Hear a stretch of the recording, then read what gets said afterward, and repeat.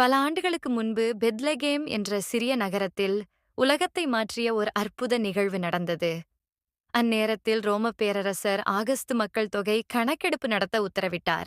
அதனால் ஒவ்வொருவரும் தங்களது ஊருக்குச் செல்ல வேண்டியதாகியது.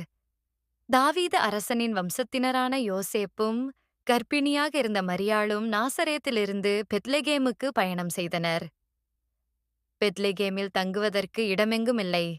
விடுதிகள் அனைத்தும் நிரம்பியிருந்தன. இறுதியில் அவர்கள் ஒரு மாடத்தில்தான் தங்க வேண்டியதாகியது.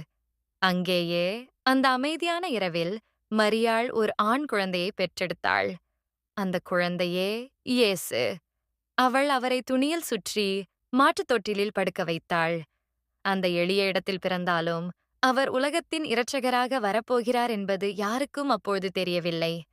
அருகிலிருந்த மேய்ப்பர்கள் வயலில் ஆடுகளை காத்துக் கொண்டிருந்தார்கள். திடீரென கர்த்தருடைய தூதன் அவர்களுக்கு தோன்றி, பயப்படாதீர்கள், இன்று தாவீது நகரத்தில் உங்களுக்காக ஒரு இரட்சகர் பிறந்திருக்கிறார் என்று அறிவித்தான். வானத்தில் தேவதூதர்கள் தோன்றி தேவனை புகழ்ந்து பாடினர். இதைக் கேட்ட மேய்ப்பர்கள் விரைந்து வந்து மாட்டுத் தொட்டிலில் கிடந்த குழந்தை இயேசுவைக் கண்டு மகிழ்ந்தார்கள். கிழக்கிலிருந்து ஞானிகள் ஒரு விசேஷ நட்சத்திரத்தை பின்தொடர்ந்து வந்தனர். அவர்கள் இயேசுவை வணங்கி தங்கம், தூபம், வெள்ளைப்போளி ஆகிய பரிசுகளை அளித்தனர். இவ்வாறு தாழ்மையுடனும் அன்புடனும் இயேசுவின் பிறப்பு நிகழ்ந்தது. இந்த பிறப்பு அன்பு, சமாதானம், மன்னிப்பு ஆகியவற்றின் செய்தியை உலகமெங்கும் பரப்பும் தொடக்கமாக அமைந்தது.